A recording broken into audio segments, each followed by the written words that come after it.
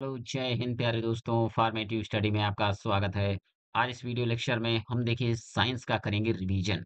ये देखिए आपके लिए जो हम सीरीज चालू करने जा रहे हैं साइंस की, वो बहुत अच्छी होने वाली है आपके लिए। और ये देखिए एग्जाम की दृष्टि से अगर देखा जाए तो आपके लिए काफी फायदेमंद है, क्योंकि देखिए हम साइंस में जितने चैप्टर हैं उनका आपको रिवीजन करवा देंगे।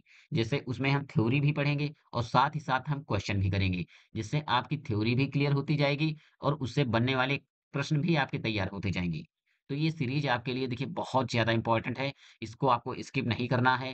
डेली-डेली आपको देखिए जो क्लासेस रिवीजन वाली क्लासेस दी जा रही हैं, आपको डेली अटेंड करना है। और देखिए अगर आपने अभी तक पूरा सिलेबस चैप्टर वाइज़ नहीं पढ़ा है, तो देखिए प्लेलिस्ट बनी है, आप वहाँ से जाकर जो विषय पढ़ना चाहते हैं, पढ़ सकते हैं। तो देखिए जैसा कि आज की क्लास है, इसमें हम देखिए फिजिक्स का चैप्टर है मापन। इसमें देखिए जितनी थ्योरी है, ठीक है? और इससे बनने वाले प्रश्न, ये सारे क्वेश्चन कर लेंगे। फिर इसके बाहर देखिए आपको पढ़ने की ज़रूरत नहीं पड़ेगी। इसी में से वो क्वेश्चन आ जाएँगे जो पेपर में पूछे जाएँगे इस चैप्टर से। तो देखिए साइंस में हम सबसे पहले देखिए फिजिक्स का जितना पोर्शन है वो खत्म करेंगे। इसके बाद देखिए 1-2 लेसन जो केमिस्ट्री के हैं वो खत्म करेंगे। फिर लास्ट में हम बायोलॉजी पर आएँगे। जिससे आपकी तैयारी देखिए बहुत अच्छी हो जाएगी और आप एग्ज़ाम में अच्छा स्कोर करेंगे। तो चलिए क्लास को स्टार्ट करते हैं बिना देरी के हुए। तो चलिए हम पहले समझते हैं मापन क्या है या मापन किसे कहते हैं, ठीक है? तो देखिए मापन को हम कह सकते हैं नाप, नाप या तौल।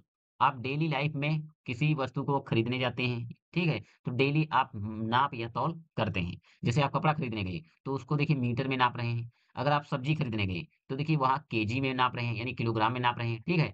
अगर देखिए आप समय का मापन कर रहे हैं, तो समय को हम सेकंड में नाप रहे हैं। तो यानी डेली लाइफ में आप कोई न कोई मापन करते रहते हैं। तो देखिए परिभाषा क्या है? किसी भौतिक राशि की मानक इकाई से तुलना करने की प्रक्रिया को मापन कहते हैं।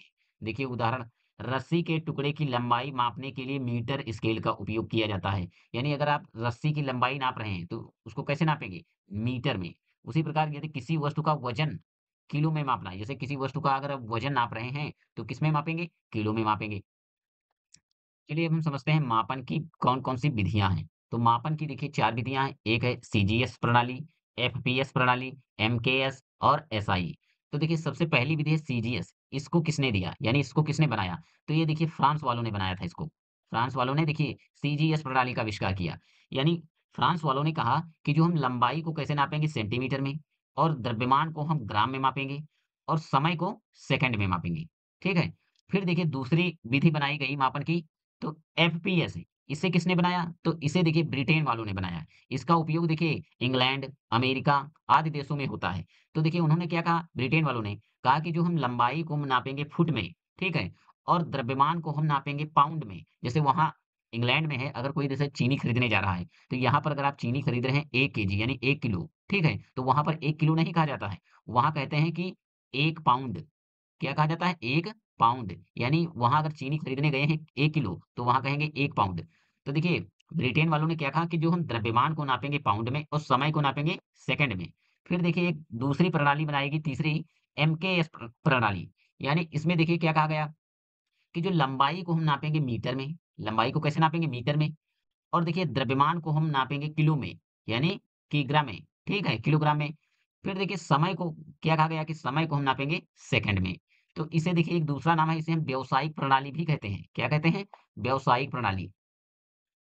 देखिए मापन की जो 3 विधियाँ ये बनाई गई, इनसे भी काम सही से नहीं चल रहा था। क्योंकि देखिए अगर कोई व्यक्ति फ्रांस गया है, तो फ्रांस में देखिए लंबाई में अगर वो कपड़ा खरीद रहा है तो वहाँ सेंटीमीटर में बता रहे हैं। फिर अगर वो ब्रिटेन गया यानी इंग्लैंड गया, तो देखिए इंग्लैंड में उस कपड़े को देखिए वो फुट में दे रहे हैं, ठीक है? तो देखिए काफ़ी दिक्कत हो रही थी।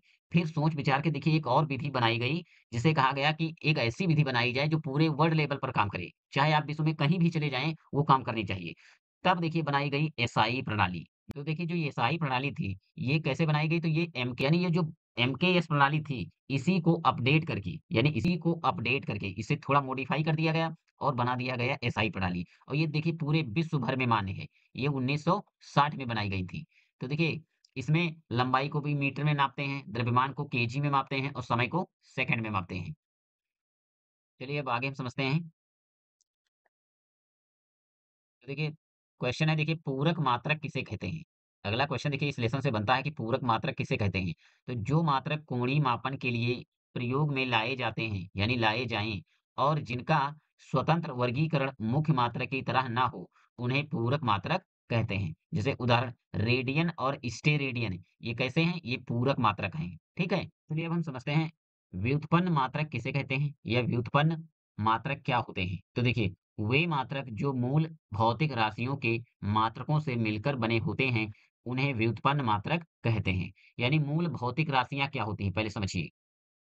देखिए मूल भौतिक राशियां जो होती हैं 7 होती हैं। कितनी होती हैं? 7। देखिए लंबाई, द्रव्यमान, समय, विद्युत धारा, तापमान, पदार्थ की मात्रा और प्रकाश की तीव्रता यानी प्रकाश तीव्रता। तो और इनके देखिए जो मूल भौतिक राशियां हैं 7 होती हैं और इनके 7 मात्रक होते हैं। जैसे लंबाई का मात्रक होता है मीटर, द्रव्यमान का मात्रक होता है किलोग्राम, समय का मात्रक सेकंड, धारा का मात्रक एम्पीयर और तापमान का मात्रक केल्विन या डिग्री सेल्सियस और पदार्थ की मात्रा का मात्रक होता है मोल और प्रकाश तीव्रता का मात्रक होता है कैंडेला। यानी मूल भौतिक राशियाँ कितनी होती हैं? 7 और उनके 7 मात्रक होते हैं। तो देखिए जो ये व्युत्पन्न मात्रक होते हैं, ये भौतिक राशियों से मिलकर बने होते हैं। जैसे क्षेत्रफल, तो देखिए क्षेत्रफल का सूत्र क्या होता है? लंबाई और गुणे चौड़ाई।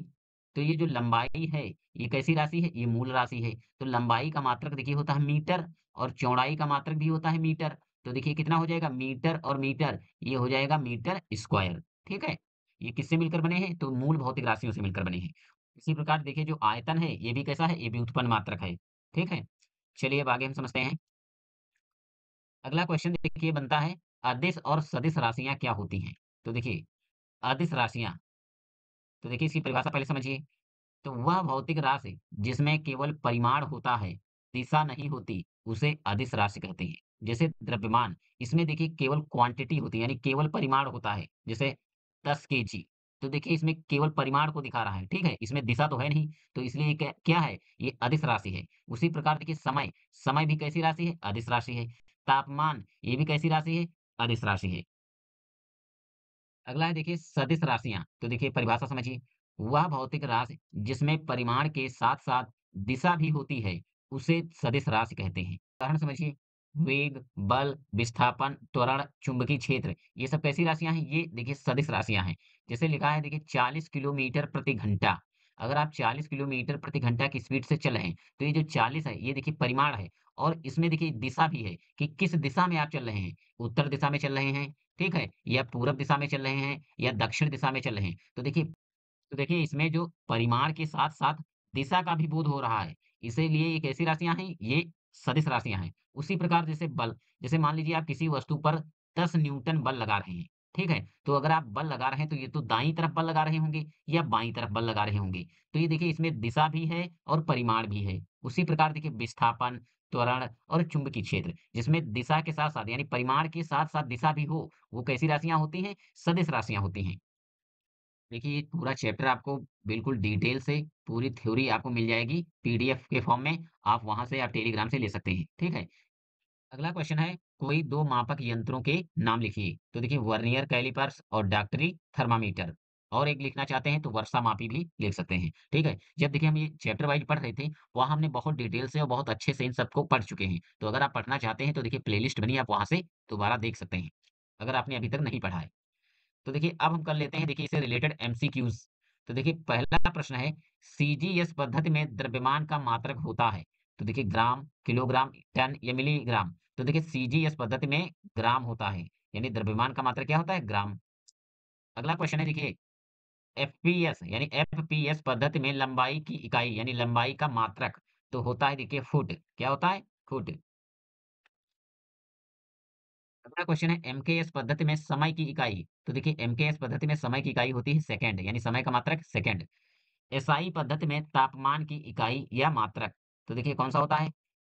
तो देखिए डिग्री सेल्सियस, फ़ारेनहाइट, केल्विन या रैंकाइन। तो देखिए केल्विन राइट ऑप्शन क्या होगा? केल्विन। नेक्स्ट क्वेश्चन है सीजीएस प्रणाली में बल की इकाई। तो देखिए सीजीएस प्रणाली में बल का जो मात्रक होता है डाइन होता है। ये मोस्ट इंपॉर्टेंट क्वेश्चन है, यहाँ से प्रश्न एक ऑब्जेक्टिव टाइप बनता है। ठीक है? अगला क्वेश्चन है एसआई प्रणाली में विद्युत धारा की इकाई या मात्रक तो देखिए एम्पीयर होता है। क्या मात्रक होता है? एम्पीयर। नेक्स्ट क्वेश्चन है सीजीएस प्रणाली में ऊर्जा की इकाई। तो देखिए सीजीएस प्रणाली में ऊर्जा को हम अर्ग में मापते हैं। कैसे मापते हैं? अर्ग में। ये भी इंपॉर्टेंट क्वेश्चन है। नेक्स्ट क्वेश्चन पर आते हैं।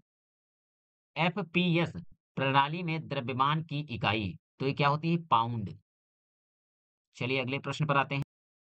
अगला क्वेश्चन है यसाई प्रणाली को कब अपनाया गया था? 1951 में, 1954 या 1960 या 1975? तो 1960 में अपनाया गया था। नेक्स्ट क्वेश्चन है यसाई प्रणाली में लंबाई की इकाई क्या है? तो लंबाई को देखिए हम नापते हैं मीटर में। लास्ट क्वेश्चन है ज्वैत तीव्रता का मूल मात्रक। तो देखिए ज्वैत तीव्रता का मूल मात्रक होता है कैंडेला। देखिए आज इस वीडियो लेक्चर में हमने देखिए मापन चैप्टर पढ़ा और मापन चैप्टर की देखिए हमने थ्योरी भी पढ़ी और साथ ही देखिए हमने एमसीक्यू क्वेश्चन भी किए। ठीक है, इसी प्रकार देखिए हम आगे के लेसन भी सभी देखिए आपको रिवीजन करवा देंगे जिससे कि आपकी तैयारी बहुत अच्छी हो जाएगी और एग्जाम में आप अच्छा स्कोर करेंगे। तो अगर आपने वीडियो को लाइक नहीं किया है तो लाइक कर दीजिए, चैनल को सब्सक्राइब नहीं किया है तो सब्सक्राइब कर दीजिए। मिलते हैं नेक्स्ट टॉपिक के साथ, तब तक के लिए जय हिंद।